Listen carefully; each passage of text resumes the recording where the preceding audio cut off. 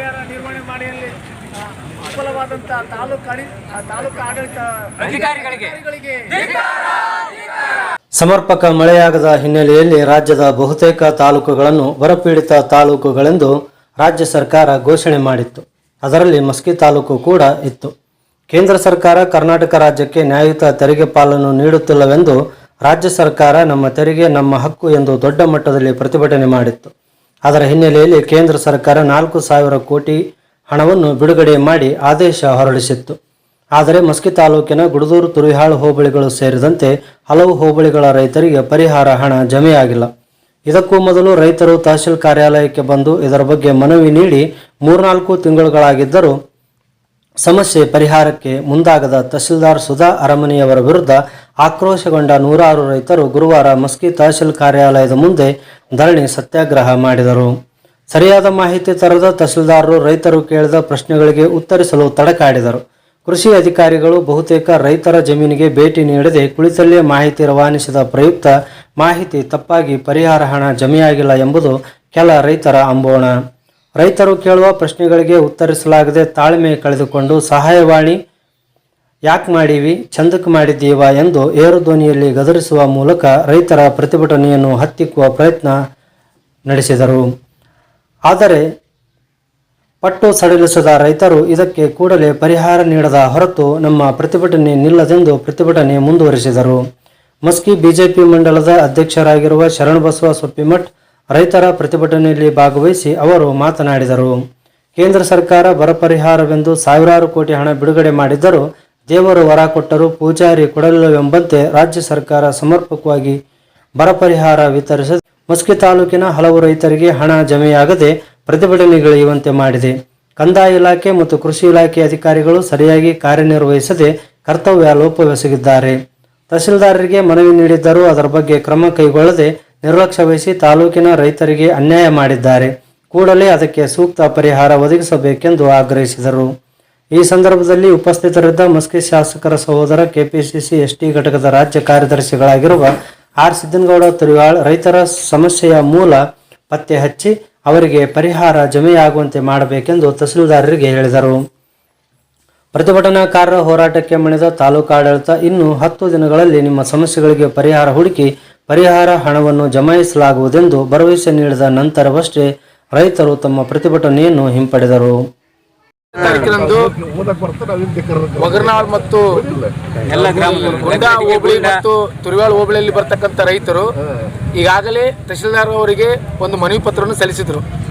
ತಾಲೂಕಿನಾದ್ಯಂತ ಅದರ ಜೊತೆಗೆ ತಾಲೂಕಿನಾದ್ಯಂತ ಎಲ್ಲ ಹೋಬಳಿಗಳಲ್ಲಿ ಬರ ಪರಿಹಾರ ಸಮರ್ಪಕವಾಗಿ ನಿರ್ವಹಣೆ ಮಾಡದಂಥ ಇವತ್ತು ತಾಲೂಕು ಆಡಳಿತವರು ಇಲ್ಲಿ ಬಂದಿರತಕ್ಕಂಥ ಎಲ್ಲ ರೈತರಿದ್ದಾರೆ. ಇಲ್ಲಿ ಗುಡದೂರು ಹೋಬಳಿಯವರಿದ್ದಾರೆ ಮತ್ತು ತುರಿವಾಳು ಮತ್ತು ಪಾಮನಕೆರೆ ಹೋಬಳಿ ಮಸ್ಕಿ ತಾಲೂಕಿನಾದ್ಯಂತ ಎಲ್ಲ ರೈತರು ಕೂಡ ಇಲ್ಲಿ ಭಾಗವಹಿಸಿದ್ದಾರೆ. ಬರ ಪರಿಹಾರ ಕೇಂದ್ರ ಸರ್ಕಾರ ಒಂದು ಘೋಷಣೆ ಮಾಡಿ ಈಗಾಗಲೇ ಬೇರೆ ಬೇರೆ ಅಕೌಂಟ್ಗಳಿಗೆ ಸಾಕಷ್ಟು ರೈತರುಗಳಿಗೆ ಬಂದಿದೆ. ಅದ್ರ ಜೊತೆಗೆ ಮತ್ತು ತುರಿವಾಳು ಮತ್ತು ಗುಡದೂರು ಹೋಬಳಿಯಲ್ಲಿ ಮತ್ತು ಪಾಮನಕೆರೆ ಹೋಬಳಿಯಲ್ಲಿ ಸಾಕಷ್ಟು ರೈತರಿಗೆ ಇನ್ನೂ ಬರ ಪರಿಹಾರ ಸಮರ್ಪಕವಾಗಿ ನಿರ್ವಹಣೆ ಆಗಿಲ್ಲ. ಆ ನಿರ್ವಹಣೆಗೆ ಏನು ಕಾರಣಗಳಂತ ಈಗಾಗಲೇ ಕಳೆದ 13ನೇ ತಾರೀಕಿನಂದು ನಮ್ಮ ರೈತ ವರ್ಗದವರು ಒಂದು ಮನವಿ ಪತ್ರ ಸಲ್ಲಿಸಿದರು. ಅಲ್ಲಿರ್ತಕ್ಕಂಥ ಕುಂದುಕೊರತೆಗಳೇನು, ಲೋಪಗಳೇನು ಅದು ಸರಿಪಡಿಸಿ ನಮಗೆ ಈಗಾಗಲೇ ಬರ ಪರಿಹಾರ ಸಮರ್ಪಕವಾಗಿ ಎಲ್ಲರಿಗೂ ಹಂಚಿಕೆ ಮಾಡಬೇಕು. ಕೇಂದ್ರ ಸರ್ಕಾರದ ಬಂದಿರತಕ್ಕಂಥ ಒಂದು ಬರ ಪರಿಹಾರ ಅನುದಾನವನ್ನು ಅಮೌಂಟನ್ನು ಎಲ್ಲ ರೈತರ ಖಾತೆಗೆ ಹಾಕಬೇಕಂತ ಆಗಲೇ ಮನವಿ ಕೊಟ್ಟರೂ ಕೂಡ ಕಳೆದ 4-5 ದಿವಸಗಳಿಂದನೂ ಕೂಡ 2-3 ಸಲ ಮನವಿ ಕೊಟ್ಟರೂ ಕೂಡ ಅದಕ್ಕೆ ಯಾವುದೂ ಸ್ಪಂದನೆ ಇಲ್ಲ. ಹೀಗಾಗಿ ಇವತ್ತು ಇಲ್ಲಿರ್ತಕ್ಕಂಥ ನಮ್ಮ ಮಸ್ಕಿ ತಾಲೂಕಿನ ಎಲ್ಲ ರೈತರು ಇವತ್ತು ಏನೈತಿಲ್ಲ ಧರಣಿ ಕುಂತಿದ್ದಾರೆ. ಧರಣಿ ಕುಂತಿರೋ ವಿಷಯ ಏನಂದರೆ ತಾಲೂಕು ಆಡಳಿತದವರು ಎಲ್ಲಿ ಬರ ಪರಿಹಾರ ಸಮರ್ಪಕವಾಗಿ ಆಗಿಲ್ಲ, ಕೂಡಲೇ ಎಲ್ಲ ರೈತರಿಗೆ ಬರ ಪರಿಹಾರ ಕೂಡಲೇ ತಕ್ಷಣವನ್ನು ಅವರ ಒಂದು ಖಾತೆಗೆ ಜಮಾ ಮಾಡುವ ಸಲುವಾಗಿ ಇವತ್ತೆಲ್ಲ ರೈತರು ಇಲ್ಲಿ ಧರಣಿ ಕುಂತಿದ್ವಿ. ಈ ಧರಣಿ ಕುಂತಿರೋ ಉದ್ದೇಶ ಏನಂದ್ರೆ ತಹಶೀಲ್ದಾರ್ ಅವರು ಬಂದು ರೈತರಿಗೆ ಒಂದು ಸೂಕ್ತವಾದ ಭರವಸೆ ಕೊಟ್ಟು ಏನು ಲೋಪ ಆಗಿದೆ ಆ ಲೋಪನ ರೈತರಿಗೆ ಹೇಳ್ಬೇಕು. ಜೊತೆಗೆ ಇವತ್ತು ಕಾನೂನಿನಲ್ಲಿ ಬರ ಪರಿಹಾರ ಹಂಚಿಕೆ ಆಗ್ಬೇಕಂತ ಈ ಮೂಲಕ ತಮ್ಮಲ್ಲಿ ಮನವಿ ಮಾಡಿಕೊಳ್ಳುತ್ತೇವೆ. ಸರ್, ಅದ್ರೊಳಗೆ ಯಾರು ಮಾಡಿಸಿದ್ರು ಅವು ಕೂಡ ಬರ್ತವೆ. ಉದಾಹರಣೆಗೆ ರೀಸನ್ ಏನಿರ್ಬೋದು ಅಂತ ಈಗ ಉದಾಹರಣೆಗೆ ರೀಸನ್ ಈ ಕೆಲವೊಬ್ಬರಿಗೆ ಆಲ್ರೆಡಿ ಬಿದ್ದಿದ್ದವು. ನಿನ್ನೆ ನಮ್ಮ ಒಗರ್ನಾಡ್ ವಿ ಎ ಚೈತ್ರ ಚೆಕ್ ಮಾಡಿದ. ಸುಮಾರು ಒಂದು 300-400 ಜನರಿಗೆ ಪರಿಹಾರ ಬಿದ್ದಿದ್ದಾವೆ. ಇನ್ನು ಉಳಿಕಿದವರಿಗೆ ಹಂತವಾಗಿ ಸೆಕೆಂಡ್ ಹಂತದಲ್ಲಿ ಪರಿಹಾರ ಬೀಳ್ತವೆ. ಕೆಲವೊಂದು ಏನಾಗ್ತದೆ ಮೇಡಮ್ 300 ಜನಕ್ಕೆ ಬಿದ್ದಿದೆ.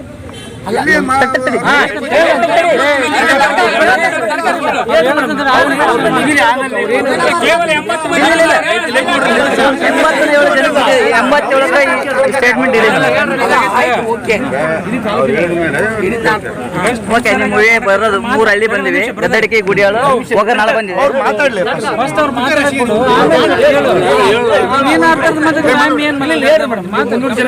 ಕೆಲವೊಬ್ಬರಿಗೆ ಆಧಾರ್ ಕಾರ್ಡಿಗೂ ಪಾಣಿಗೂ ವ್ಯತ್ಯಾಸ ಇರ್ತದೆ, ಅಂಥವ್ರು ಪರಿಹಾರ ಬೀಳಲ್ಲ. ಇನ್ನೊಂದು ಯಾವುದೋ ಅಕೌಂಟ್ ನಂಬರ್ ಯಾವಾಗಿಂದೋ ಅಕೌಂಟ್ ನಂಬರ್ ಕೊಟ್ಟಿರ್ತೀನಿ, ಇತ್ತೀಚಿನ ಅಕೌಂಟ್ ನಂಬರ್ ಇರೋದಿಲ್ಲ, ಅಂಥವ್ರು ಬಿದ್ದಿರಲ್ಲ. ಬೀಳಾರ್ದ ಕಾರಣ ಏನಿದಾವೆ ಅಂದರೆ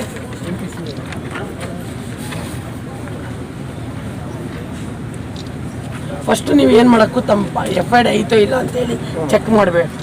ನಂತರದಲ್ಲಿ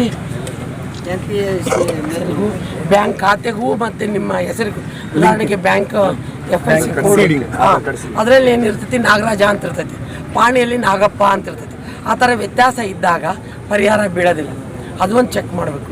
ಈಗೆಲ್ಲ ನಾವು ಚೆಕ್ ಮಾಡ್ತೀವಿ. ಕೆಲವೊಂದು ಸೆಕೆಂಡ್ ಹಂತದಲ್ಲಿ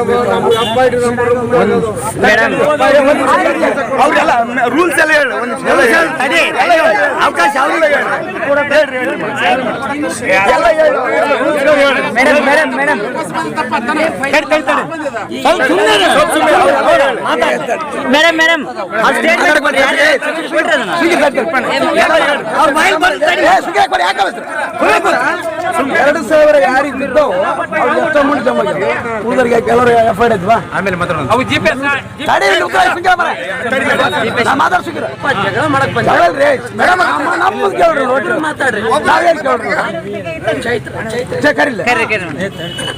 ಆಯ್ತು.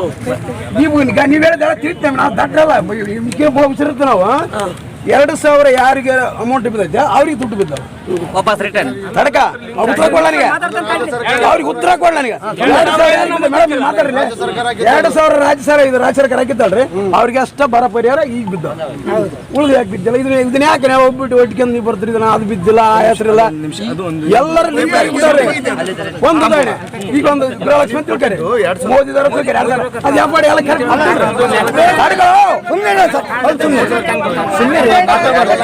ಇಲ್ಲ. ಇಡೀ ತಾಲೂಕಿಂದ ಇದು ಮಾಡ್ಕೊಂಡು ಈಗ ಇನ್ನೂ ತಾಲೂಕು ಒಳಗೆ ಈ ಟೋಟಲ್ ನಮ್ಮ ತಾಲೂಕು ಒಳಗೆ ಎಷ್ಟು ಬರ ಪರಿಹಾರ ಆಗೈತಿ ಮೇಡಮ್ ರೈತರಿಗೆ? ಟೋಟಲ್ 4,000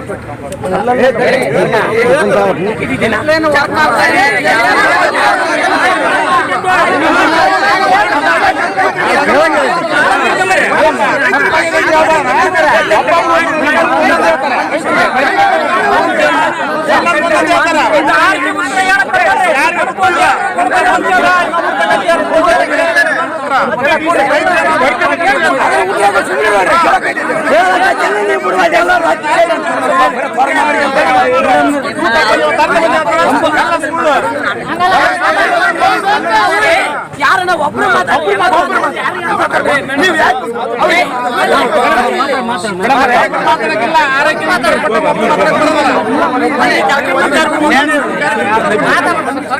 ಎಲ್ಲ ಸೈಲೆಂಟ್ ಆಗಿ ಏನ್ ಕೇಳ್ತಿದ್ರಿ? ಚೆಕ್ ಮಾಡ್ತೀವಿ. ಏನಂದ್ರೆ ಕೇಳೋ ರೀತಿ ಹೆಂಗಿರ್ತದಪ್ಪ? ನಾವು ರೈತರು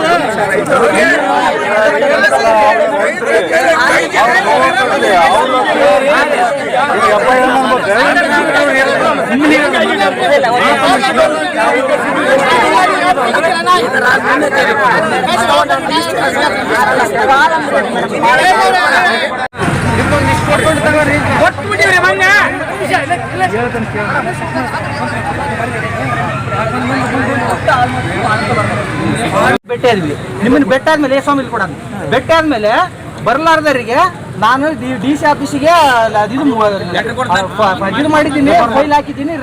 ಅದು ಏನಾಗಿದೆ ಅಲ್ಲಿ ನೋಡ್ಕೊಂಡು ಕಾಶಿ ಹೇಳ್ತೀನಿ ಅಂತ ಹೇಳಿದ್ರು. ಯಾರೋ ನಿಮ್ಮ ಅಧಿಕಾರಿಗಳು ಹೇಳಿದ ಮೇಲೆ 3 ತಿಂಗಳಾಯ್ತು. ಇದ್ರ ಬಗ್ಗೆ ಒಳ್ಳೆ DC ಆಫೀಸ್ಲಿಂದ ನಾವು ಹಿಂಗ ನಮ್ಮ ಮಸ್ಕಿದ ತಾಲೂಕಿನ ರೈತರದ ಹಿಂಗೆ ಅಮೌಂಟ್ ಬಂದಿಲ್ರಿ, ಹಿಂಗೆ ಕಳಿಸಿದೀವಿ ನಾವು. ಅದ್ರದ್ದು ಏನಾಗೈತೆ ಅಂತ ಒಂದ್ಸಲ ನಿಮ್ಮ ಅಧಿಕಾರಿಗಳು ಕೇಳ್ತಾರ 3 ತಿಂಗಳಲ್ಲಿ ಕೇಳ್ತಾರ. ಕೇಳಿತ್ತಂದ್ರೆ ನಾನೇ ಸ್ವತಃ DC ಹತ್ರ ಮಾತಾಡಿದೆ.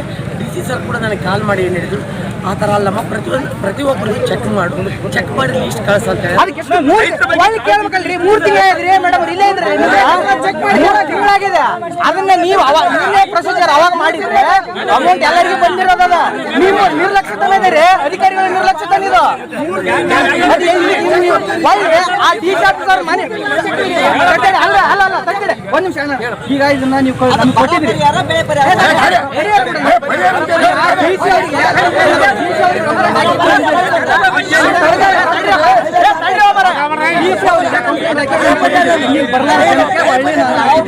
ಅಂತ ಈ ಕಾಪಿ ಕೊಟ್ರಿ. ಯಾರು ಕೊಟ್ಟ ಅದನ್ನ? ಗುರು ಅಂತ ಕೊಟ್ಟಿದ್ದಾರೆ ನೋಡ್ರಿ. ನಾವು ಅದನ್ನ ತಗೊಂಡೋಗಿ ಒಬ್ರು ಮಾತಾಡಲ್ಲ ಅದ್ರ ಬಗ್ಗೆ ಏನಾಗಿದೆ ಅಂತ ಕೇಳಿದ್ದು. ಒಂದು ಏನಾರ ಉದಾಹರಣೆ ಇದ್ರೆ 3 ತಿಂಗಳಾಯ್ತು ಅದನ್ನ ಕಳಿಸಿ. ಸರ್ ಏನ್ ಹೇಳಿದ್ರು ನನಗೆ, ನೋಡ್ರಿ ಆಯ್ತಮ್ಮ ನೀನು ಪ್ರತಿಯೊಬ್ಬರದ್ದು ಚೆಕ್ ಮಾಡ ಅಂತ ಹೇಳ್ಯಾರ ಸರ್. ಪ್ರಕಾರ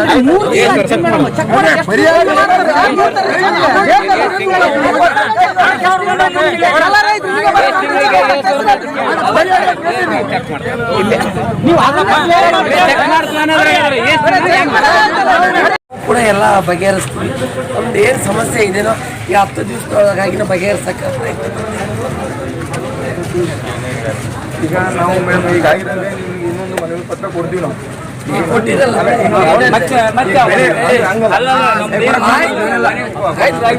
ಆಯ್ತು. ನಾವು ಏನು ಇವಾಗ ಏನು ಮಾಡಿದ್ರು ಎಲ್ಲ ನಮ್ಮ ಮತ್ತೊಂದು ಮಾಡಿ ನಮ್ಮ ಗೌರ್ಮೆಂಟ್ ಕಳಿಸ್ತೀವಿ. ಆದಷ್ಟು 10 ದಿವಸದೊಳಗಾಗಿನೇ ನೀವು ಏನು ಮನೆ ಇದು ಮಾಡಿರೋದು